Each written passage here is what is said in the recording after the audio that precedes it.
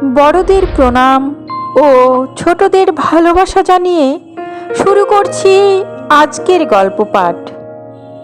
আশাপূর্ণা দেবীর বিখ্যাত গল্প ছিন্নমস্তা আমি আপনাদের পাঠ করে শোনাচ্ছি। যদি আমার গল্প পাঠ ভালো লেগে থাকে তাহলে চ্যানেলটি সাবস্ক্রাইব করে পাশে থাকবেন। শুনতে থাকুন। গাছের মাথা হইতে রোদ নামিয়া উঠোনের কোণে পড়িয়াছে। এইমাত্র স্কুল বাড়ির ঘণ্টা পড়ার শব্দ শোনা গেল। 10টার গাড়িতে বর কনে আসিবার কথা। স্টেশন হইতে বাড়ি আসিয়া পৌঁছিতে খুব জোর আরও আধ ঘণ্টাই হোক, তার বেশি তো নয়। অতএব সময় আর নাই। জয়াবতী তাড়া দিতেছিলেন, আলপনা দেওয়া যে তোর, আর এগোচ্ছে না মনটি। বউ এসে কি কাঁচা পিটুলিতে পা দেবে? আলপনা শুকিয়ে ফুটফুট করবে, তবে না বউ ছত্তরের বাহার। মনটি কলিকাতার মামার বাড়ি থাকিয়া স্কুলে পড়ে। সম্প্রতি রবীন্দ্র জন্মোৎসবে আলপনা আঁকিয়া নাকি বিশেষ খ্যাতি অর্জন করিয়া আসিয়াছে। অবশ্য তাহার সহপাঠিনী মল্লিকা ঘোষ নাকি সমস্ত ক্রেডিটটা মন্টির চাপার কলির মতো আঙুলের ডগাগুলিকেই দেয়, কিন্তু সেটা একটা ধর্তব্যের কথা নয়। কন্যা গুণগর্বিতা মন্টি জননী মন্টিকে লইয়া জয়াবতীর বাড়ি আলপনা দেওয়াইতে আসিয়াছেন। একমাত্র ছেলে জয়াবতীর বিবাহাস্তে বউ লইয়া বাড়ি আসিতেছে আজ। কিন্তু স্কুলের বিদ্যাটা যেন খুব বেশি কাজে লাগিতেছে না আজ মন্টির। এত বড় উঠান দেখিয়াই হাঁপাইয়া উঠিয়াছে বেচারা। স্কুল বাড়ির দোতলায় হলের পালিশ করা মেঝেই তুলি বুলানো এক, আর এই প্রকাণ্ড শান বাঁধানো উঠান ভরাট করিয়া লতা পদ্ম আঁকা আর এক। চাপার কলি ঘষিয়া ক্ষয় হইয়া চাপা কয়লায় পরিণত হইয়া বসিয়াছে। তাহার উপর আবার জয়াবতীর তাড়া। মায়ের উপর রাগে হাড় জ্বলিয়া যাইতেছিল মন্টির। জয়াবতীর উপরও কম নাই। বলা খুব সহজ, নিজে করিয়া দেখুন না একবার। এই গোছের মনোভাবটা লইয়া একই নকশার পদ্ম সর্বত্রই আঁকিতে থাকে শেষ পর্যন্ত। আধুনিক অতি আধুনিক যাবতীয় আলপনার নকশা জানা ছিল তার, কিন্তু আর মনে পড়ে না। এদিকে হাত নিষ্পিস করিতেছে জয়াবতীর। মন্টির মতো আঙ্গুলের ডগায় চাপার কলির সাদৃশ্য না থাকিলেও শিল্পচাতুর্যে খ্যাতি জয়াবতীরও বড় কম ছিল না। আশেপাশের পাড়া হইতে আমন্ত্রণ আসিত তাহার পূজা পার্বণে, বিবাহ উৎসবে। সমারোহের বিবাহে ফুলসজ্জার তত্ত্ব সাজাইতে ছানার হাঁস, ক্ষীরের মাছ, মাখনের পদ্ম, মুগের ডালের ময়ূর ইত্যাদি গঠন নৈপুণ্যে কুটুম্ব বাড়ির লোককে তাক লাগাইয়া দিতে পারিতেন জয়াবতী। নূতন জামাইয়ের জলখাবারের ফলের রেকাবি দিয়ে কি কম কারুকার্য করিয়াছেন আজ পর্যন্ত। তাছাড়া আলপনা, পিঁড়ির আলপনা তো বটেই, মেঝের আলপনাও সত্যি প্রশংসা করিবার মতো কাজ ছিল। কত বাড়িতে গোবর মাটি লাপা মেটে উঠোনে এমন বউছত্র আঁকিয়াছে যে দর্শক মাত্রকেই এক বাক্যে স্বীকার করিতে হইয়াছে। জয়াবতীর নিপুণ করস্পর্শে নির্জীব উঠানো যেন হাসিয়া উঠিয়াছে। আর এ তো শান বাঁধানো উঠান। যে উঠান ছেলের ম্যাট্রিক পাশের বছর নূতন করিয়া বাঁধাইয়াছিলেন জয়াবতী, বউ আসিয়া দাঁড়াইবার আসন্ন মধুর কল্পনায়। কিন্তু ছেলেবেলা হইতে পরের বউয়ের বউ ছত্র আঁকিয়া আঁকিয়া হাত পাকাইলেও নিজের ছেলের বউ আসার সময় আর শুভ কাজে হাত বাড়াইবার অধিকার রহিল না জয়াবতীর। সে হাতে বিধাতা কোপ মারিয়া দিয়াছেন। ছেলের কৈশোরকাল হইতেই ছেলের বিবাহ লইয়া স্বামীর সহিত কত জল্পনা কল্পনা পরামর্শে, কত সোহাগ কলহে রাত্রি কাটিয়াছে। একটি মাত্র সন্তানকে ঘিরিয়া দুইটি মানুষের আশার আর শেষ ছিল না। সব আশাই ছাই দিয়া দিব্যি কাটিয়া পড়িলেন দেবনাথ। জয়াবতীর জন্য রহিল আনন্দহীন গুরু দায়িত্বের বোঝা। ছেলের বিবাহ আজ আর রঙিন কল্পনা নহে, কঠিন কর্তব্য। ভালোই ভালোই কাজটা মিটিয়া না যাওয়া পর্যন্ত আহার নিদ্রা নাই তাহার। বউ বরণ করিবার জন্য জ্ঞাতি যা কনকলতা একখানা খসখসে নতুন বেনারসি শাড়ি জড়াইয়া ঘোরাঘুরি করিতেছিল। বিমলেন্দুর জলপানির টাকায় সাধ করিয়া এই শাড়ি কিনিয়া রাখিয়াছিলেন জয়াবতী বিমলেন্দুর বউ বরণ করিতে। সিন্দুক খুলিয়া সেই শাড়ি বাহির করিয়া দিয়াছেন কনকলতাকে। কনকলতা কাপড়ের আঁচল সামাল করিতে করিতে দুধে আলতার পাথরখানা আনিয়া বসাইয়া দিয়া তোষামোদের সুরে বলে, এ কি আর তোমার হাত মেজদি যে এক দণ্ডে হয়ে যাবে? জয়াবতী মন্ত্রীর মার অপ্রতিভ মুখখানার দিকে চাহিয়া তাড়াতাড়ি বলিয়া ওঠেন, ছোট বউয়ের যেমন কথা, বুড়ো মাগির সঙ্গে এই ছেলে মানুষের তুলনা। এই যে অত্তখানি করেছে, এরই মধ্যে তার ঢের। গাড়ির সময় হয়ে গেল, তাই তাড়া দেওয়া। কনকলতা বাতাসের গতি আঁচ করিয়া কথার মোড় ঘুরাই, তা তো বটেই, তা তো বটেই, তুলনা নয়, এমনি বলছি। যেমন অদৃষ্ট, চিরদিন 5 জনের করে এসে এখন নিজের ঘরে চোর। আজ কোথায় তুমি নিজে এই চেলির শাড়ি পরে বউ ছেলে বরণ করে ঘরে তুলবে? থাক ছোট বউ, ওসব কথা দেখো দিকিনি। দুধ ও উথলানোর কি হলো? বউ দরে পা দেওয়া মাত্র যেন উথলে ওঠে। সস্তার করুণ রস আমদানি করিয়া অন্তর্নিহিত গভীর বেদনাকে খেলো করিবার প্রবৃত্তি নাই জয়াবতীর। গোছগাছ করিতে করিতেই বর কোণে আসিয়া পড়ে। কেন তুমি মূর্তি হয়ে এলে? রহিলে না ধ্যান ধারণায়? কবিগুরুর লেখনী নিঃসৃত এই প্রেমিকের উক্তিটি অনায়াসেই বাঙালি ঘরের শাশুড়ি বউ সম্বন্ধে খাটানো যায়। অধিকাংশ পুত্রবতী জননীরই কি জীবনের সমস্ত স্বাদ আহ্লাদ গড়িয়া ওঠে না পুত্রের বিবাহ কল্পনাকে কেন্দ্র করিয়া? সদ্য যৌবন প্রাপ্ত পুত্রের মাতার ধ্যানের মূর্তি কি একটি ডানাবিহীন পরিমূর্তি নয়? কল্পনার তো রাস টানিতে হয় না, তাই সেই ধ্যানের মূর্তিকে লইয়া লীলায়িত হইয়া উঠে কত স্বপ্ন, কত সুষমা। নিজ জীবনের তিক্ত অভিজ্ঞতা সঞ্চত প্রতিজ্ঞা দৃঢ় হয় আত্মবিশ্বাসের ভিত্তিতে। পরের মেয়েকে কেমন করিয়া আপন করিতে হয় দেখাইয়া দিবেন তিনি। করুণা হয় তাহাদের উপর যাহারা ছেলের বিবাহ দিয়া বউ কাটকি শাশুড়ি নাম কিনিয়াছেন। কৃপা হয় তাহাদের ওপর যাহারা কালো কালো খাদা বোচা বউ ঘরে আনিয়াছে। পথে ঘাটে ঘাটে মাঠে একটি সুন্দর মুখ দেখিলেই কৌতূহল প্রবল হইয়া ওঠে তাহার কুল জাতি গোত্রের পরিচয় জানিতে। বিশেষত জয়াবতীর মতো মাত্র এক সন্তানের মার একটি সুন্দরী মেয়ের সঙ্গে গাঁথিয়া ছেলেকে সংসারী করিয়া দেওয়াই যেন জীবনের চরম ও পরম কর্তব্য এদের।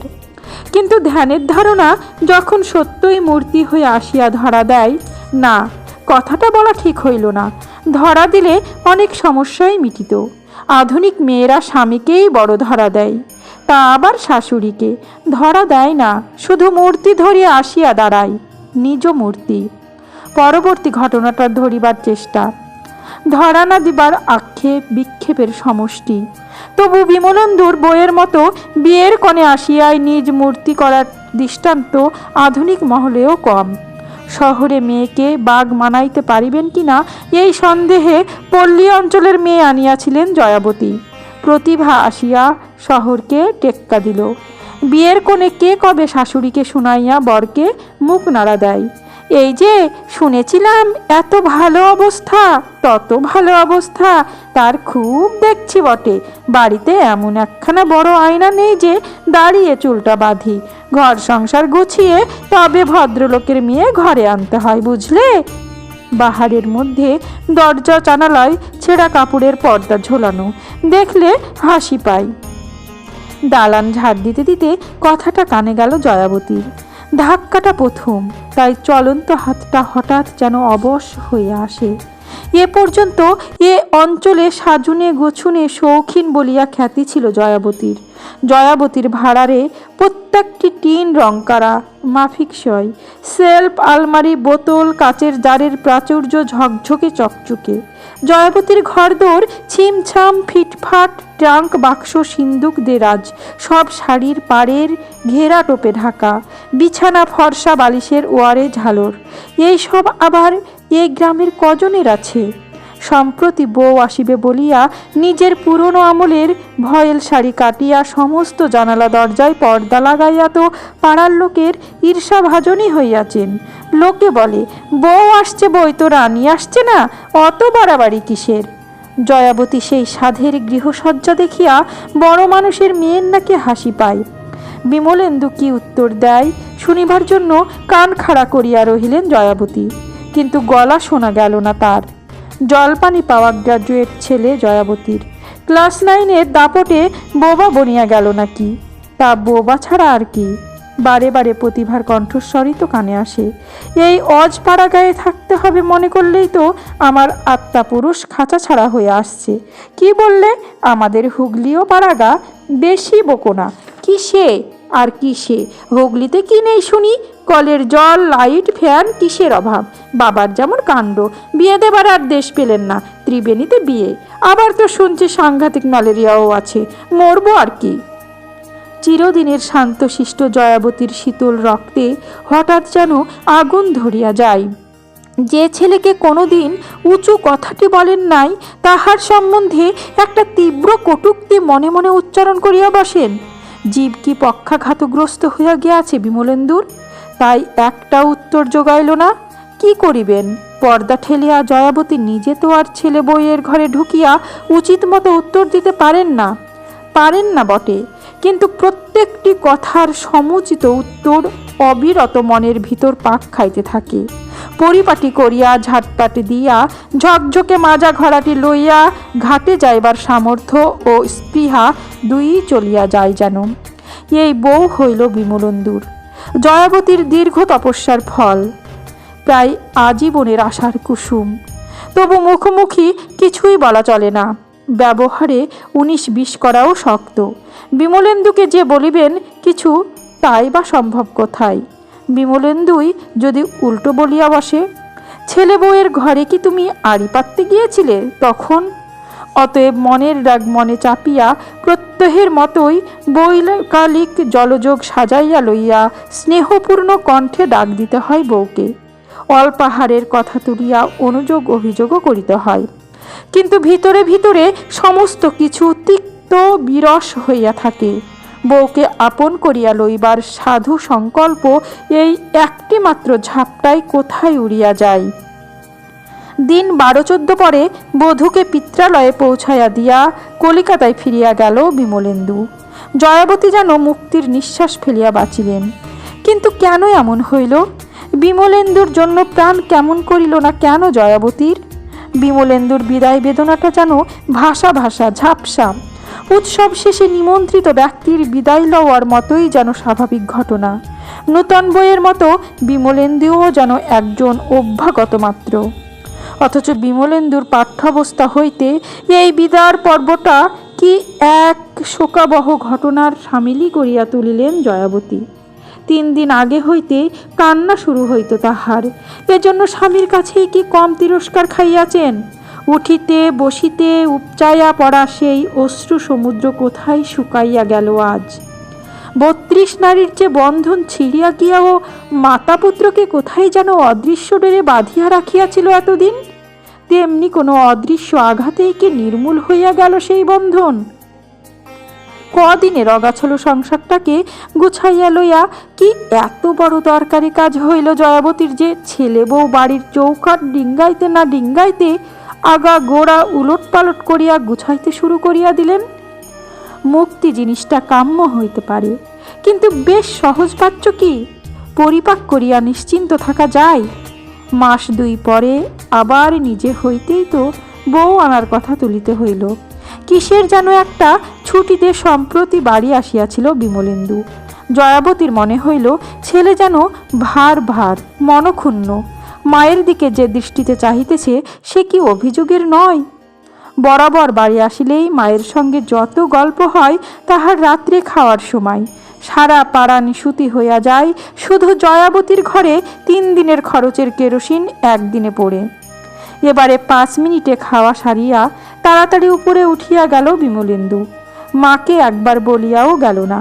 জয়াবতী অবাক হইয়া চাহিয়া রহিলেন ছেলের গমন পথের পানে।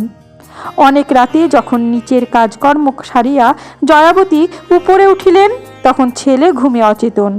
মাথার কাছে চিঠির প্যাড আর ক্যাপ খোলা ফাউন্টেন পেনটা পড়িয়া আছে। হ্যারিকেনের সামনে একটা বই আড়াল করিয়া দিয়া দিব্যে ঘুমাইয়া পড়িয়াছে। চিরদিনের ঘুম কাতুরে ছেলে পরীক্ষার পড়ার সময় যেমন হ্যারিকেনে বই আড়াল করিয়া দিয়া খাতাপত্র ছড়াইয়া ঘুমাইয়া পড়িত, জয়াবতী আসিয়া আলোটাকে মাথার কাছ হইতে বিদায় করিয়া দিয়া পরম যত্নে গুছাইয়া তুলিয়া রাখিতেন বই খাতাপত্র। আজ শুধু বিনা বাক্যে আলোর শিখাটা একটু কমাইয়া দিয়া পাশের ঘরে নিজের বিছানায় শুইয়া পড়েন। ওহ, বউকে চিঠি লেখা হইতেছিল বাবুর, তাই মায়ের সঙ্গে একটা কথা বলারও ফুরসত হইল না। পরদিনই ছেলের কাছে বউ আনার কথা তুলিলেন জয়াবতী। বিমলেন্দু যেন আলগোছ হইয়াছিল। চক্ষু লজ্জার খাতিরেও একবার বলিল, না থাক না, আরও কিছুদিন, এত তাড়া কি? বিয়ের কোণে এবার ঘর করিতে আসিল। ঘর করিতেই যে আসিয়াছে সে দাবির ভাব প্রতিভার ব্যবহারে 16 আনা ছাপাইয়া 18 আনায় ওঠে। এ বউ লইয়া কদিন সৎ ব্যবহার রাখিতে পারে লোকে? নতুন বউ একটু কুণ্ঠিত, একটু নম্র, একটু সলজ্জ হইবে না কেন? আর কারো বাড়িতে কি বউ কোনোদিন দেখে নাই প্রতিভা? প্রতিভার কথাবার্তা চাটাং চাটাং, হাঁটা চলা দুমদাম, কাজকর্ম বেপরোয়া। এই তো বউ আনার পর 5 দিনও যায় নাই। শনিবারে বাড়ি আসিয়াছে ছেলে। বিমলেন্দুকে জল খাবার দিবেন বলিয়া তাড়াতাড়ি কাপড় কাচিয়া আসিতেছেন জয়াবতী। রান্নাঘরে ঢুকিয়া অবাক। প্রতিভা চায়ের জল চাপাইয়া দিয়া নিমকির ময়দা মাখিয়া বেলিতে বসিয়াছে। মিনিট খানেক স্তব্ধভাবে দাঁড়াইয়া থাকিয়া জয়াবতী কঠিন স্বরে প্রশ্ন করেন, আকাচা কাপড়ে সৃষ্টি ভাড়ার ছুলে বৌমা? প্রতিভা খুন্তির কোণ দিয়া নিমকির গায়ে ঠক্কর মারিতে মারিতে তীক্ষ্ণ স্বরে বলে, আকাচা কাপড় মানে? আয়নার সামনেই তো কাপড় কেচে এলাম, দেখতে পেলেন না? দেখব না কেন, কানা তো নই। পরলে তো সেই তোমাদের ঘরের আলনার জামা কাপড়, আর সেই অবধি তো বিছানায় বসেছিলে। আপনার সংসারে বুঝি কাঁচা কাপড় পরলে এক পায়ে খাড়া হয়ে দাঁড়িয়ে থাকতে হয়? জানতাম না তা বলিয়া চাকি বেলুন ছাড়িয়া আরক্ত মুখে উঠিয়া দাঁড়ায় প্রতিভা। ফর্সা রং এতটুকু এদিক ওদিকে লাল হইয়া ওঠে। চায়ের জলটা উথলাইয়া উথলাইয়া উনুনের গায়ে পড়িতে থাকে। জয়াবতী বোকার মতন দাঁড়াইয়া থাকেন। করিবেন কি? বউকে খোসামত করিয়া ডাকিয়া আনিবেন, না নিজে তাহার পরিত্যক্ত কাজটা শেষ করিবেন? দুইটা যে সমান অসম্ভব।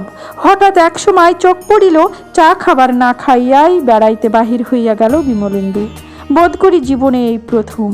বউ যে 7খানা করিয়া লাগাইছে গিয়া, তাহাতে আর সন্দেহ কি? কেমন ধীরে ধীরে দূরে সরিয়া যাইতে থাকে ছেলে, আধিপত্য বিস্তার করিতে থাকে বউ। নিরুপায় আক্রোশে শুধু চাহিয়া চাহিয়া দেখেন জয়াবতী। প্রত্যেক শনিবারে বাড়ি আসে বটে বিমলেন্দু, রবিবারে থাকিয়া সোমবার ভোরের গাড়িতে কলিকাতায় ফেরে। কিন্তু কটি কথা কহিতে পান জয়াবতী, চোখে দেখিতে পান কবার? বাড়ি আসিয়া ঘরে ঢুকিবার আগে যা 2-1টা মামুলি কুশল প্রশ্ন করে, নিতান্তই দায় সারা গোছের সেটা। তারপর সেই যে ইষ্টদেবীর মন্দিরে গিয়া ঢুকিল, আর পাত্তা পাওয়া যায় না ছেলের।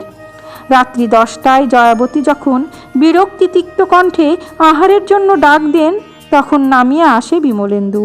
চুপ করিয়া খাইয়া উঠিয়া যায়। চির অভ্যাসের বশে ছেলের রসনা তৃপ্তিকর খাদ্যবস্তুগুলোর আয়োজন করেন ঠিকই, কিন্তু কাছে বসিয়া মাথার দিব্যি দিয়া সবগুলি ছেলের উদরসাৎ করাইবার স্পৃহা যেন আর নাই। ভালো করিয়া না খাইলে শুধু রাগই বাড়িয়া ওঠে। একদিন তো ফট করিয়া বলিয়াই বসিলেন, এবার থেকে তুই বাড়ি এলে বৌমাই যেন রাধে, নইলে তো তোর খেয়ে পেটও ভরে না, ভালোও লাগে না দেখি। বিমলেন্দু কিন্তু অপ্রতিভ হওয়ায় পরিবর্তে মায়ের দিকে জ্বলন্ত দৃষ্টি হানিয়া স্বচ্ছন্দে বলিয়া গেল, তোমার মনটনগুলো আজকাল কি সংকীর্ণ হয়ে যাচ্ছে, আশ্চর্য। অপমানহত কালো মুখ লইয়া বসিয়া থাকিলেন জয়াবতী। উত্তর জোগাইল না। উত্তর দিবেনই বা কাকে? ছেলে ততক্ষণ উপর কোঠায়।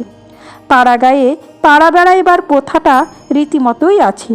বিশেষত একটা উপলক্ষ জুটিলে কারো বাড়িতে নতুন বউ আসা তো একটা বড় দরের উপলক্ষ। বউ কেমন হইল এই কৌতূহল লইয়া পাড়া ঝাঁটাইয়া মহিলার দল বেড়াইতে আসেন জয়াবতীর বাড়ি। অপরের কাছে জয়াবতী খেলো হইতে রাজি নন, তাই বউয়ের তিনি প্রশংসাই করেন।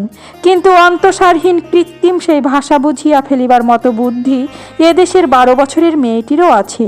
জয়াবতীর কাছে জ্ঞাতব্য তথ্য সব সংগ্রহ করিয়া অবশেষে তাহারা আবার উপরে উঠিয়া বউয়ের ঘরে উকি মারিতে যান। সেখানেও তথ্য সংগ্রহ হয় কিছু।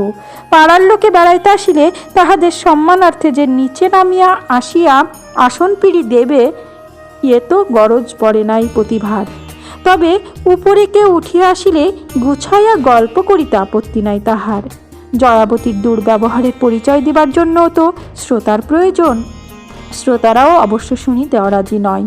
শুনিয়া আবার জয়াবতীর কাছে আসিয়া গালে হাত দিয়া বিস্ময়ের অভিনয় করিতেও তো মজা আছে। বইয়ের তো খুব সুখ্যাতি করিস, শুনেছিস তোর বইয়ের কথা? কথাটি বলিয়া লাহিড়ীদের বড় গিন্নি আঁচলের কোণ খুলিয়া দোক্তার কৌটাটি বাহির করেন। জয়াবতী নিস্পৃহ ভাব বজায় রাখিবার চেষ্টা করিয়া বলেন, কেন, কি বললে? শুনলে তুই রেগে মরবি মেজ বউ, তবে আমাদের শুনলে কষ্ট হয়।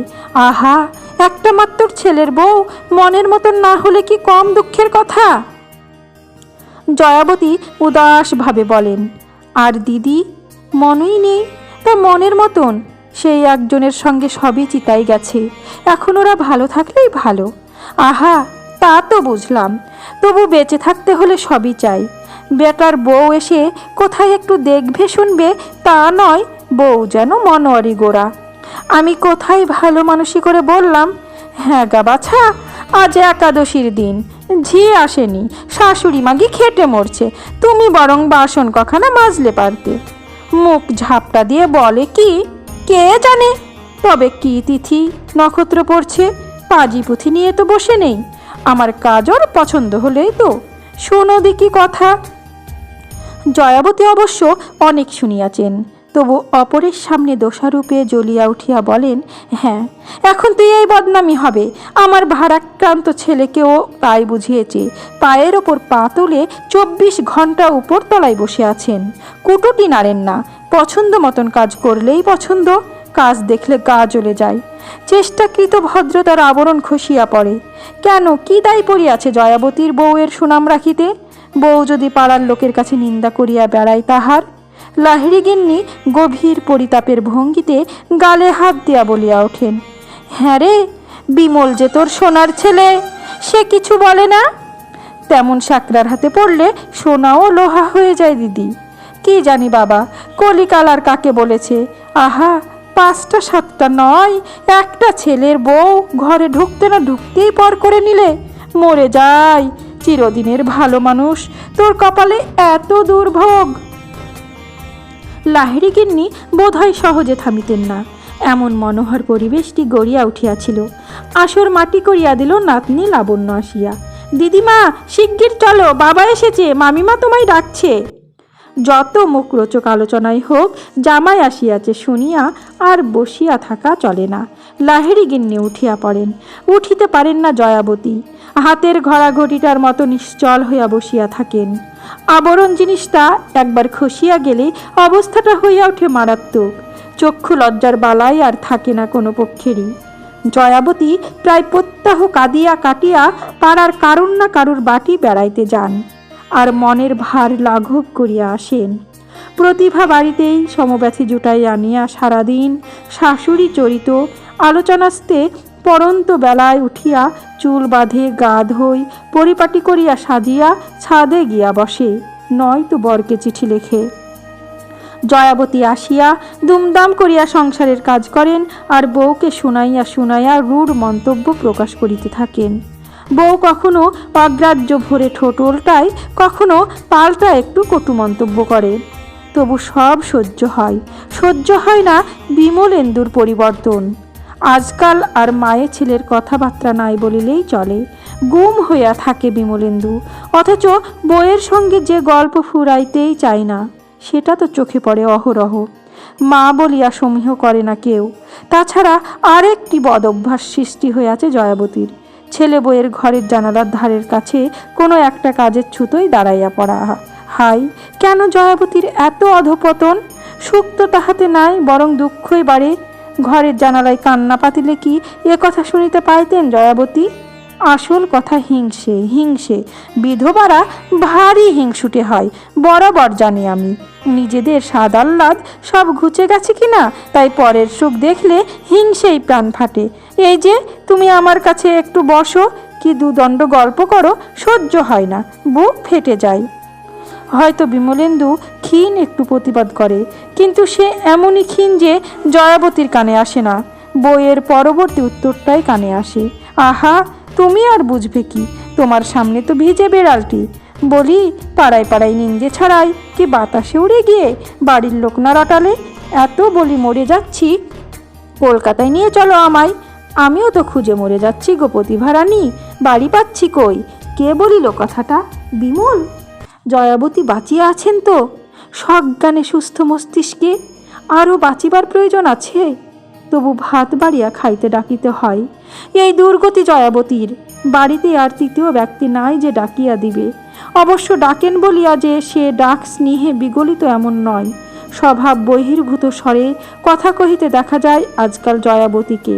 কি গো, বড় মানুষের মেয়ের ভাত টাত খাওয়ার ফুরসত হবে, নাকি বাদে হাড়ি নিয়ে বসে থাকবে বেলা 12টা অবধি? প্রতিভাও সশব্দে আসে, ভাত তরকারি ফেলিয়া ছড়াইয়া যথেচ্ছভাবে খায়। উপকরণে ত্রুটি ধরিয়া বিদ্রূপের হাসি হাসে। তাহার বাপের বাড়িতে নাকি 3 রকম মাছ রান্না না হইলে পাতের কাছেই আসতো না কেউ। ভাতের চাইতে তরকারির পরিমাণ বেশি না হইলে যে আবার খাওয়া যায়, বিয়ের আগে নাকি জানাই ছিল না প্রতিভার, ইত্যাদি। এমনকি একটা মন্তব্যের পরদিন জয়াবতী প্রতিভার ভাত বাড়িয়া দিয়া থালার পাশে একটি কাশি সজনে খাড়ার চচ্চড়ি আনিয়া বসাইয়া দেন। এটা কি হলো? প্রতিভার তীক্ষ্ণ প্রশ্নে আজকাল তেমন আহত হন না জয়াবতী। সমান তীক্ষ্ণ সুরে তিনিও বলেন, তরকারির অভাবে কষ্ট করে খাবার তো দরকার কিছু নেই বৌমা, বেশি খেলেই রাঁধব বেশি বেশি। প্রতিভা হাতের উল্টো পিঠের সাহায্যে পাত্রটা খানিকটা দূরে ঠেলিয়া দিয়া বলে, তাহলে বিধবা বুড়িদের মতন গাদা গাদা চচ্চড়ি খাবার এত শখ নেই আমার। নামিয়ে নিয়ে নষ্ট করলেন কেন? রাখলেই পারতেন নিজের জন্যে, আপনার লোভের জিনিস। কি কি বললে বৌমা? আহত জন্তুর মতো একটা বিকৃত চিৎকার বাহির হয় জয়াবতীর কণ্ঠে। দুঃসহ স্পর্ধার এই নূতন রূপ দেখিয়া সমস্ত শরীর যেন থরথর করিয়া ওঠে। প্রতিভা অবশ্য দমে না তাহাতে, মুচকি হাসির সঙ্গে বলে, মিথ্যে আর কি বলেছি, কাশি ভর্তি চচ্চড়ি তো খান বসে বসে, দেখেছি বলেই বলছি। কথাটা যদি মিথ্যে হইত তবে বোধ করি জয়াবতীর সর্বাঙ্গে এমন আগুন ধরিয়া যাইত না। মিথ্যা নয়, বড় বেশি সত্য। এই সজিনা খাড়ার উপর আজীবন দুর্বলতা জয়াবতীর। বাড়ির উঠোনেই গাছ, ফলও ধরে অজস্র, আর প্রত্যহ রাধা চায় জয়াবতীর। এই লইয়া দেবনাথ কত হাসিতেন বটে। আবার দেবনাথ কোনোদিন জিনিসটা একটু কম আছে দেখিলেই নিজেই গাছ ঠ্যাঙ্গাইয়া পাড়িয়া দিতেন। শুনিলে হাসির কথা। কত সময় একা হাতে জয়াবতী ইচ্ছার অনুরূপ কুটিয়া উঠিতে না পারিলে পেন্সিল ছুরিটা লইয়া ছাড়াইয়া দিয়াছেন রাশি রাশি। জয়াবতী অনুযোগ করিলে বলিতেন, তা হোক, হাসুক গে পাড়ার লোকে, ডাটা চচ্চড়ির বহর কম হইলে মহারানীর মেজাজ খারাপ হয়ে যাবে যে, তখন উপায়? কেন ছড়ানো কিছু খারাপ হচ্ছে নাকি? দেখো না, বিমলেন্দুও কত দিয়াছে ছেলেবেলায়। জয়াবতীর সজিনা খারাপ প্রীতি পাড়ার লোকেরও অবিদিত নয়। তার নিজের বাড়ি গাছ থাকা সত্ত্বেও যে যার গাছের ডাটা উপহার দিয়া যায় প্রত্যেক বছর। প্রীতির সেই দুর্বলতাকে লোভ বলে নাই কেউ কোনো দিন, হেনস্তার চোখে দেখে নাই ব্যাপারটা, আদরের ছিল। আজ বিমলের বউ আসিয়া সেই বস্তুটার খোঁটা দিল এমন নির্লজ্জ ভাষায়। অনেক মুখরা হইয়াছেন আজকাল জয়াবতী, তবু আজিকার এই আঘাতটা যেন মুখ করিয়া দিল তাকে। কিভাবে যে তিনি সেখান হইতে সরিয়া গেলেন, কিভাবে ঠাকুর ঘরে ঢুকিয়া খিল বন্ধ করিয়া শুইয়া পড়িলেন, সে আর মনে নাই। হঠাৎ কোনো আক্রমণের মুখোমুখি হইয়া গেলে মানুষ যেমন দিক বিদিক জ্ঞান হারাইয়া ছুটিতে থাকে, আত্মরক্ষার প্রাকৃতিক প্রেরণায় তেমনি আত্মরক্ষার ভাবই যেন ছিল জয়াবতীর পলায়নে। কিন্তু অমন আছড়াইয়া পড়িয়া নালিশ জানাইলেন তিনি কাহার কাছে? ঘোর সংসারী জয়াবতী এমন আকুল হইয়া কবে ডাকিয়াছেন ঠাকুরকে? আজই কি এত প্রয়োজন পড়িয়া গেল দর্পহারী মধুসূদনকে? তাই অনবরত মাথা কুটিতে থাকেন তাহার উদ্দেশ্যে। কিন্তু মধুসূদনের এত প্রখর শ্রবণ শক্তি প্রমাণই বা কবে কে পাইয়াছে? বধির বলিয়াই তো চিরদিনের দুর্নাম তাহার। আজ জয়াবতীর আবেদনটাই এত তাড়াতাড়ি কানে ঢুকিয়া গেল।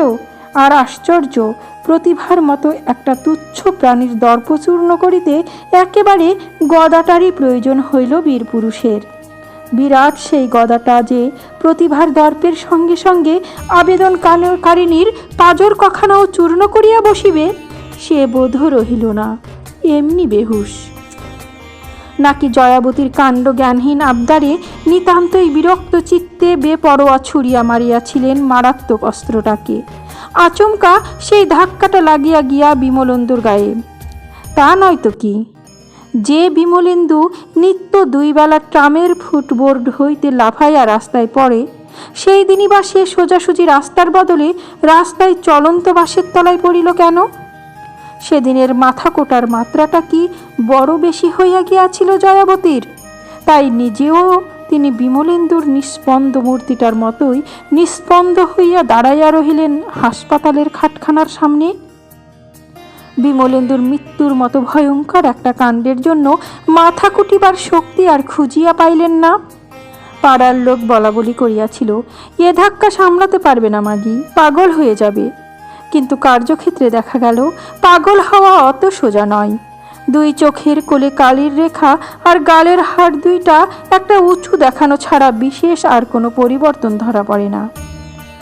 আবার একদা দেখা গেল শীত পড়িতে না পড়িতেই চির অভ্যাসবশত রোদে পিঠ দিয়া বড়ি দিতেছেন জয়াবতী।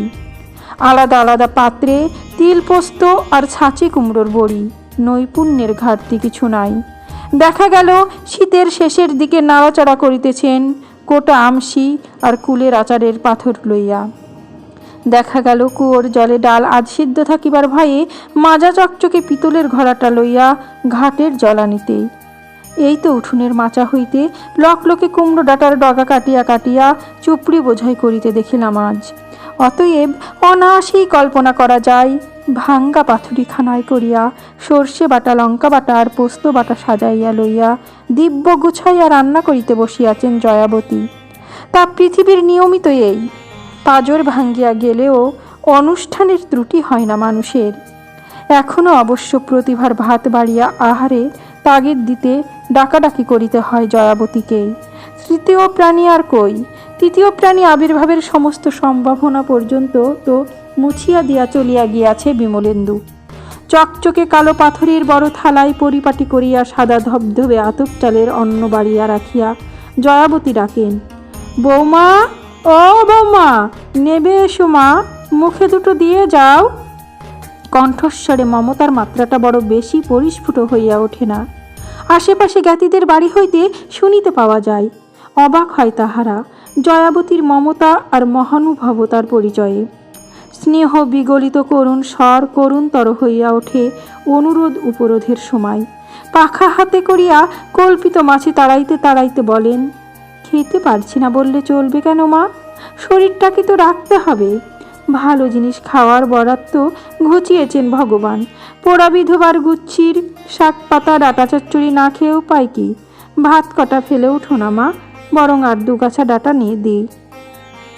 মহিলা সমাজের চিত্ত জগতে প্রতিবেশীর ঘরের সদ্য বিবাহিতা বধূর আচার ব্যবহারে যতটা কৌতূহলকর, সদ্য বিধবার আহার বিহারটা তার চাইতে কিছু কম নয়, হয়তো বা বেশি। কাজেই প্রায় ঠিক আন্দাজ মতো সময়ে জয়াবতীর বাড়িতে আবির্ভূত হন কনকলতা, লাহিড়ী গিন্নি, মন্টির মা। ইহাদের মুখখানে চাহিয়া করুণ নালিশ জানান জয়াবতী, এসো দেখো ভাই খাওয়ার দশা। তাই তো বলি বৌমাকে, মরবার তো পথ নেই মা, বেঁচে থাকতে হবে চিরকাল। বিধবার পরমায়ু মারকণ্ডের পরমায়ু, না খেলে চলবে কেন? কচু ঘেঁচু শাক পাতাই খেতে হবে গুচ্ছির, যেমন কপাল। সমস্বরে সায় দেন সমাগতদের দল। জয়াবতীর দুঃখেই শুধু বিগলিত হন না তারা, বিগলিত হন জয়াবতীর করুণ হৃদয়ের পরিচয়ে। আর কেউ হইলে হয়তোবা অপয়া রব তুলিয়া বিদায় করিয়াই দিত বউটাকে। আচ্ছা, জয়াবতীর কণ্ঠস্বরটাই শুধু কানে ঢোকে তাদের, দৃষ্টি পড়ে না মুখচ্ছবির পানে? কণ্ঠস্বরে মমতার যে প্রশ্রবণ বয়, চোখের দৃষ্টিতে কি আছে তাহার স্নিগ্ধ ছায়া? আছে চোখের দৃষ্টিতে আর ঠোঁটের কোণের অতি সূক্ষ্ম রেখায় লুকানো বিষাক্ত হাসির আভাসে। সমাপ্ত। গল্প ছিন্ন মস্তা। কলমে আশাপূর্ণা দেবী, কণ্ঠে আমি রোজি।